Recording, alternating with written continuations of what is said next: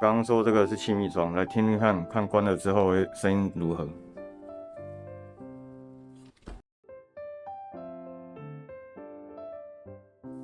气密窗要扣起来，要扣起来哦，气密窗要扣起来，效果会比较好。这里大马路这么大的信号有路，然后刚打开也，就因为这里17楼嘛，也不怎么吵。把这个窗把它扣起来，真的瞬间感觉安静很多，瞬间安静很多。虽然说刚打开是不怎么吵，可是关起来真的变超安静。有想买房地产变现，IG 私信我。